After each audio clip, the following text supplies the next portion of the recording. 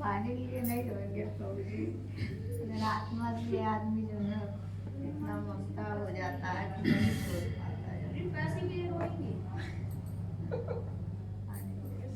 पूरा जीवन कोई नहीं होता है। नहीं। जैसे उससे ज्यादा पैसे आ गए और फंस जाएगा। 1 रुपया गिरा था, अगर उसको 10 रुपये मिल जाएगा तो 1 रुपये को भूल जाएगा।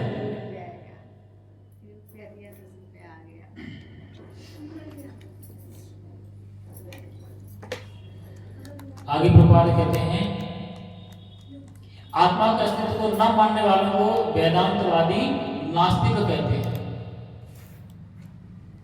यदि हम तर्क के लिए इस नास्तिकवाद इस सिद्धांत को मान भी लेते हैं तो भी शोक करने का कोई कारण नहीं है।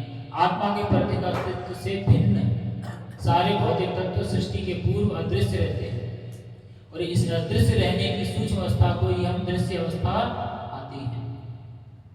जिस प्रकार आकाश से वायु उत्पन्न होती है, वायु से अग्नि, अग्नि से जल और जल से पृथ्वी उत्पन्न होती है।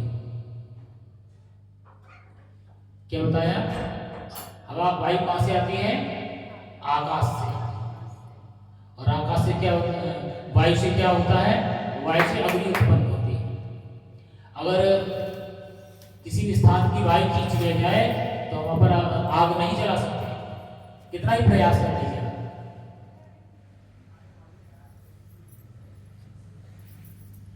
जब अग्नि जलती है तो आगे आसपास में जो नमी होती है वो जल के रूप में परिवर्तित होती है और जल तत्व से ही पृथ्वी की उत्पत्ति होती है, ऐसे श्रील प्रभुपाद कहते हैं।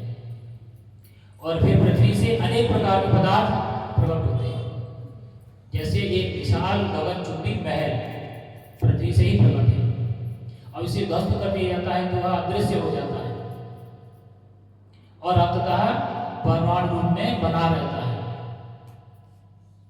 शक्ति संरक्षण का ये नियम बना रहता है कि तो काल क्रम में वस्तुएं प्रकट तथा अप्रकट होती रहती हैं।